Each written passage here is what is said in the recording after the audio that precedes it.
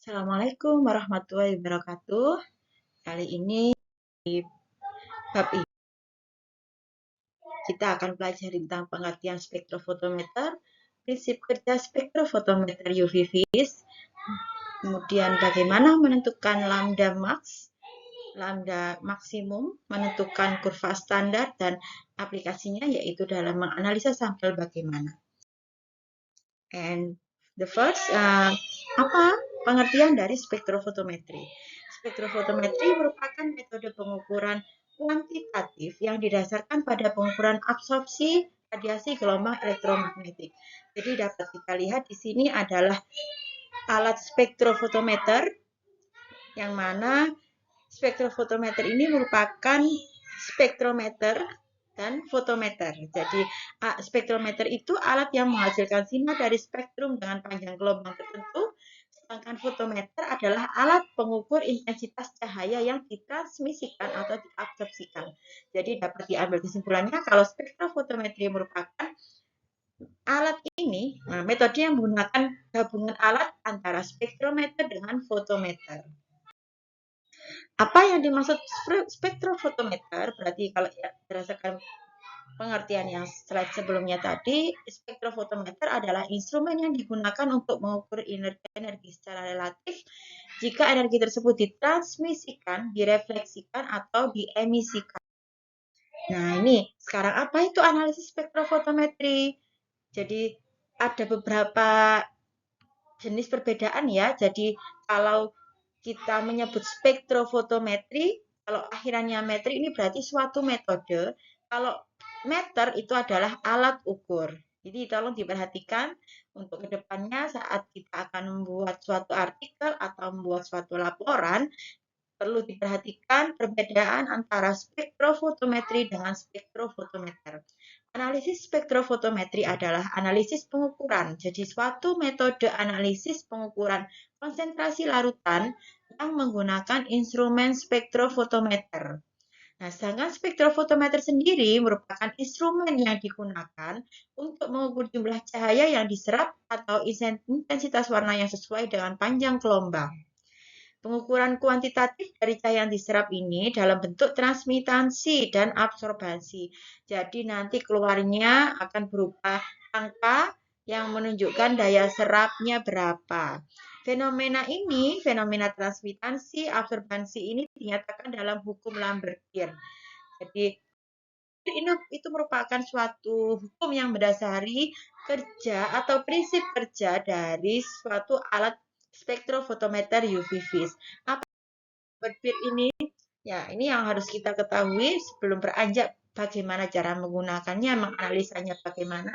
Kita harus memahami terlebih dahulu bagaimana alat ini bekerja, prinsip alatnya seperti apa. Hukum Lambert-Beer ini merupakan gabungan dari dua jenis, dua nama ya, dua hukum. Hukum Beer sama hukum Bogor. Jadi kalau dulu namanya Bogor, biasanya kita sebut Lambert. Hukum Beer ini menyatakan nih absorbance log PO per P radiasi monokromatik berbanding lurus dengan konsentrasi suatu spesies penyerap dalam larutan. Jadi itu bunyinya hukum Beer. Kalau hukum Lambert itu bayangkan suatu medium penyerap yang homogen dalam lapisan-lapisan yang sama tebal. Setiap lapisan menyerap radiasi monokromatik yang memasuki lapisan itu dalam fraksi yang sama. Jadi dengan semuanya yang lainnya yang sama, maka absorban ini berbanding lurus dengan panjang jalan yang melewati medium. Jadi gabungan hukum Lambert-Beer ini sering dituliskan sebagai A ini absorbansi sama dengan A kali B kali C, atau A absorbansi sama dengan epsilon kali B kali C. Saya sebutkan tadi, ini kuvet. Isi dengan sampel, kita masukkan ke dalam tempat sampel ini, ke dalam alat ukur. Nah, ini nanti layarnya yang tempat untuk mengukur. Jadi saat disetting, kita setting untuk mulai pengukuran, maka akan alat ini di dalam sini ada sumber cahaya, ada lampu. Lampunya itu bisa lampu UV atau vis, tergantung kita nyetingnya, ngaturnya itu kita mau mengukur di daerah UV atau vis. Jadi ini sumber cahaya. Kemudian ada sumber cahaya, ini ada monokromator. monokromator itu mengubah cahaya, sumber cahaya ini menjadi cahaya monokrom. Kemudian nanti akan jadikan macam-macam nih spektrum cahayanya. Nah, ini nanti yang maunya yang spektrum cahaya ini maunya yang di panjang gelombang yang mana nih? Gitu yang kita pakai. Misalkan kita mau pakai di panjang gelombang 300, nah berarti nanti yang keluar ke sini ada yang ini. 300 nanti ini sampelnya kubernya tadi, ini ditembakkan ke larutan, kemudian nanti akan terukur nih intensitas akhirnya, kemudian dideteksi oleh detektor amplifier, kemudian diukur di sini. Terdisplay nanti displaynya berupa apa? Yang kita peroleh data absorbansi atau transmitan. Gitu. Nah, spektrum elektromagnetik ini dipisahkan dalam beberapa region atau beberapa daerah berdasarkan panjang gelombangnya. Gitu. Jadi ada daerah X-ray 0,01 sampai 10 nanometer. Kemudian daerah sinar tampak ini mulai dari 380 ini sampai 760. Ini kalau di dulu kalau biasanya pelangi itu namanya apa saja? Mijiku Hibiniu. Nah, itu maksudnya sinar tampak. Tampak oleh mata kita. Itu kita sebut dengan sinar visible. Kalau UV itu yang mana, Bu? UV itu daerah sini. UVA, UVB, UVC itu kita nggak bisa melihat sinar tersebut, tapi bisa merasakan. Jadi sinar UVA, UVB, UVC. Ada ini sinar yang tidak tampak mata. Kalau yang vis ini kita tampak mata berupa warna-warna tadi Mijiku Hibiniu. Kemudian ada lagi sinar infrared. Nah, dalam spektrofotometer UV vis itu yang kita ukur yang mana? Yang larutan yang punya panjang gelombangnya di area UV dan visible. Gitu. Kalau menggunakan infrared nanti beda lagi, pakai infrared IR, spektrofotometer infrared. Kan nanti ada macam-macam jenisnya ya. Jadi ada IR, ada UV vis, ada UV sendiri juga ada sebenarnya. Kalau sekarang kecanggihan teknologi sudah berkembang ya, jadi kita banyak yang menggunakannya langsung UV vis gitu. Rata-rata menggunakan double beam. Nah, ini ilustrasinya panjang gelombang. Jadi biar teman-teman ada ilustrasi. Jadi kalau sinar radio itu seperti apa, kalau sampai sinar gamma itu apa. Jadi kalau sinar radio ini dapat gelombang radio ini bisa menembus antar bangunan. Nah, kalau mikrogelombang tadi bisa menembus manusia sama kupu-kupu. Infrared itu bisa menembus ujung jarum. Sinar UV, sinar visible bisa menembus protozoa. Visible itu sinar tampak yang sehari-hari kita lihat. UV itu juga sebenarnya sehari-hari kita lihat, tapi tidak bisa kita rasakan. Bisa kita rasakan ya, kalau saat panas menyengat, nah itu kan terasa kayak kecil-kecil kita apa ya, kayak terasa perih gitu kan, tusuk. Nah, itu salah satunya indikasi kita terpapar sinar UV yang sangat tinggi gitu. Nah, rasa perih itu karena ini sinar UV ini bisa menembus sampai ke level molekul. Gitu. Sehingga perlu sunscreen, sunblock untuk melindungi sel-sel di tubuh kita dari paparan sinar UV. Gitu. Kemudian ini sinar X, ini bisa menembus sampai level atom. Kemudian sinar gamma ini sampai menembus ke inti atom. Nah, ini bisa mengalami mutasi kalau terkena sinar gamma. Atau sinar X, bahaya, sangat bahaya. Sinar UV, selevel sinar UV aja kan kita sudah mulai berhati-hati karena bisa nanti ke depannya kalau terpapar sinar UV yang terlalu lama bisa beresiko terkena kanker atau tumor kulit gitu.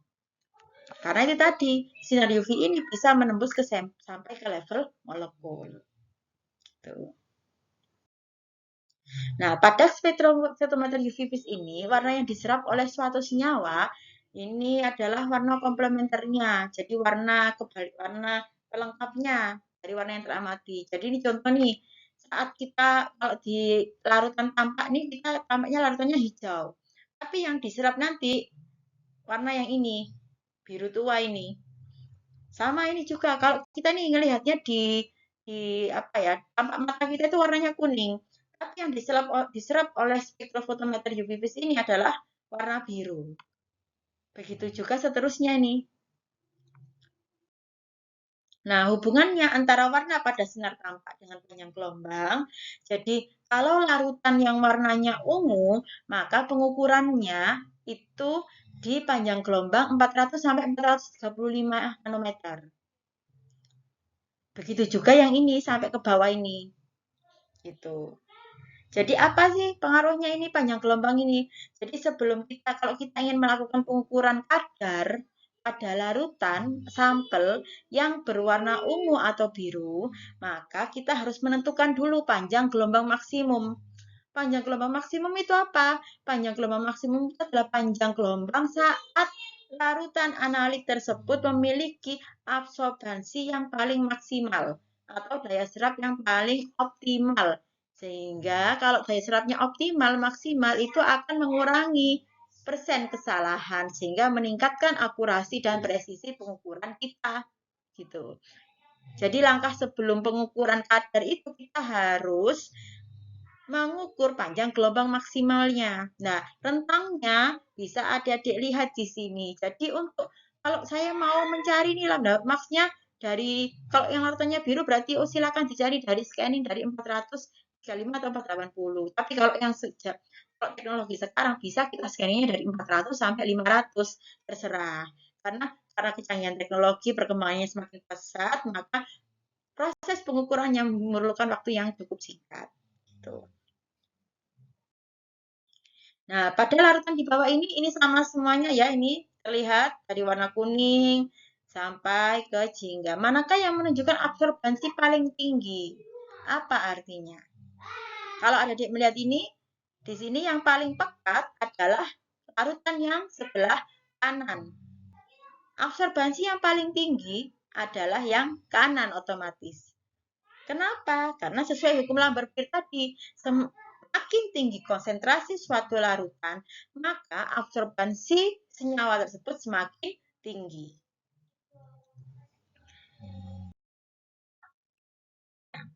Nah, sekarang aplikasi dari spektrofotometer. Ini langkah-langkah yang harus dilakukan saat menggunakan spektrofotometer. Yang pertama, kita kalibrasi dulu alatnya. Mencari panjang gelombang maksimum sesuai dengan regen yang digunakan. Ini contoh misalkan arsenomolibdat, berarti cukup birawan. Berarti tadi bisa dilihat kalau regennya berarti panjang gelombangnya sekitar area ini. Caranya gimana Bu? Cara nyari panjang gelombang maksimumnya? Ada di menu instrumen itu ada nanti scanning lambda max seperti itu. Nah, masing-masing alat ini, instrumen ini punya instruksi kerja alat sendiri-sendiri. Tapi prinsipnya sama, cuma untuk menu-menu ya kayak seperti menu HP kayak HP gitu antara HP yang satunya dengan HP yang satunya itu beda. Antara HP yang Apple Growak sama HP Samsung, nah itu beda. Beda kan menunya, cuma intinya sama gitu. Sama seperti spektrofotometer. Jadi masing-masing merek ini beda langkah menunya itu ya, pengaturannya itu beda. Letaknya beda. Jadi biasanya saat kita di lab, pasti di lab itu ada yang namanya SOP dan instruksi kerja alat. Itu harus kita baca sebelum bekerja menggunakan alat atau instrumen yang ada di laboratorium. Gitu. Nah, membuat kurva standar mengukur sampel. Kemudian kalibrasi spektrofotometer ini membuat larutan blankonya bisa tergantung ya. Kalau ada yang menggunakan aquades, menyesuaikan dengan pelarut yang digunakan. Jadi kadang aquades tergantung ya, kalau bisa ada yang metanol, ada yang etanol, menyesuaikan pelarut atau matriks yang digunakan, pelarut yang digunakan. Jadi masukkan larutan blanko ke dalam kuvet yang bersih, jangan sampai tersentuh oleh tangan. Jadi di kuvet itu ada sisi keruh sama sisi jernih. Yang bagian yang keruh boleh kita pegang, bagian yang jernih nggak boleh kita pegang. Jadi memasang pada alat, kemudian atur hingga absorbansinya 0 dan transmitan 100 pada panjang gelombang 5, 90 atau sesuai dengan rentangnya regennya tadi ya. Dalam artian kita cari ini panjang gelombang maksimumnya terlebih dahulu sebelum. Ini contoh berbagai warna regen. Ada macam-macam, bagus kayak pelangi. Nah, selanjutnya kita menentukan kurva standar ini. Untuk mengurangi dan menghilangkan kesalahan akibat dari galat alat atau noise, digunakan senyawa murni pada beberapa konsentrasi. Ini kita menggunakan kurva baku sebagai pembanding tadi. Untuk mencari, misalkan kita mau mencari kadarnya vitamin C dalam jeruk. Nah, berarti kurva larutan standarnya itu kita menggunakan vitamin C, asam askorbat yang murni, level yang kualitasnya standar memang. Ini digunakan untuk pembanding dengan berbagai macam konsentrasi. Bisa pakai ppm, bisa pakai molaritas. Biasanya kita pakai ppm untuk konsentrasi ini.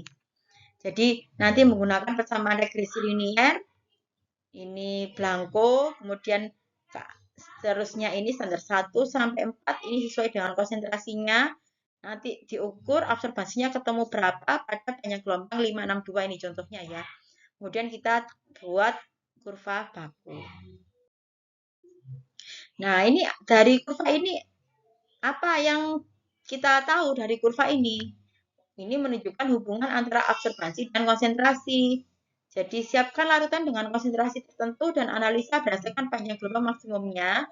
Kemudian, plotkan absorbansi pada fungsi konsentrasi. Kita buat sumbu X-nya, yaitu konsentrasi dari larutan standar, bisa bentuk molar atau ppm. Sumbu Y-nya dalam bentuk absorbansi. Jadi, ini kita misalkan biasanya buat 5 seri larutan ya. 5 konsentrasi atau 6 konsentrasi. Kemudian kita plotkan seperti ini, kita ukur, kita buat kurva seperti ini, kemudian kita ukur persamaan regresi linearnya. Persamaan ini nanti yang kita jadikan acuan untuk mengukur kadar analit pada sampel. Gitu. R kuadrat ini apa? R kuadrat itu menunjukkan nilai linearitasnya. Jadi kalau R kuadratnya semakin mendekati 1, itu semakin bagus. Kalau semakin menjauhi 1, berarti dia kurang bagus. Perlu ada pengulangan di beberapa data yang menyimpang dari regresi linier, sehingga tidak tercapai linearitas. Nah, ini perhitungan sampelnya. Konsentrasi sampel yang tidak diketahui, nah, dengan melalui plotting yang tadi, kita dapat memperoleh dengan perhitungan kurva ini. Jadi, misalkan nih, konsentrasi sampelnya kita tidak tahu, tapi kita tahu absorbansinya. Absorbansinya itu Y. Berarti tinggal kita cari X-nya ini berapa. Kalau Y-nya ini, misalkan saya ketemu Y-nya 0,475. Berarti pada konsentrasi asam askorbat ini pada absorbansi 0,475 dengan regresi linear ini ketemu konsentrasi berapa? Oh, ternyata setelah kita cari 0,475 nih, ke sini, oh ternyata sekitar 0,012, 0,0125, misalkan seperti itu. Ternyata sekitar daerah sini.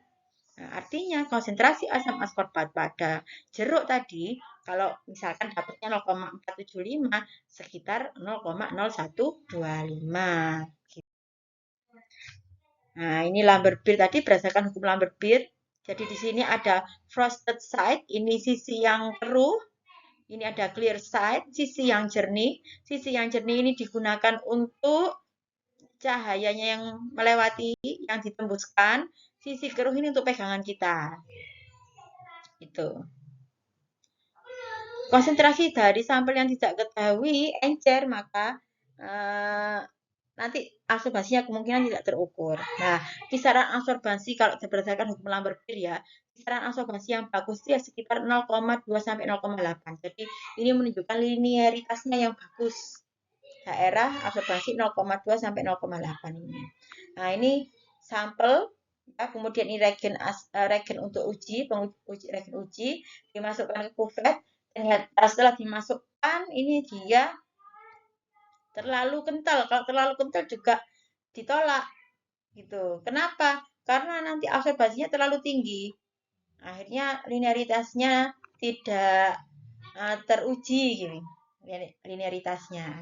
Jadi kita menyesuaikan sehingga absorbasinya nanti menyesuaikan antara 0,2 sampai 0,8. Kalau membuat larutan standar. Nah, selain analisa kuantitatif, spektrofotometer UV vis ini juga bisa digunakan untuk analisa kualitatif. Jadi, untuk mengetahui gugus fungsi jenis senyawa, ini analisa awal ya. Jadi, setiap senyawa ini mengasosiasi cahaya pada banyak gelombang yang berbeda-beda. Ini contohnya aseton. Ini nanti kalau adik-adik nanti mencari panjang gelombang maksimum, itu nanti akan muncul ini kurva yang terlihat langsung di spektronya. Bisa melihat langsung seperti ini. Nah, lambda max itu dikatakan lambda max itu yang mana, Bu? Lambda max itu yang paling atas, puncak ini. Yang samping ini absorbansi, sebelah bawah ini adalah lambda panjang gelombang. Jadi aseton ini ternyata lambda puncaknya sebelah sini, daerah 270. Kalau beta karoten ini kan ada puncaknya enggak satu nih. Kita ambil puncak yang paling tertinggi, ada di sini.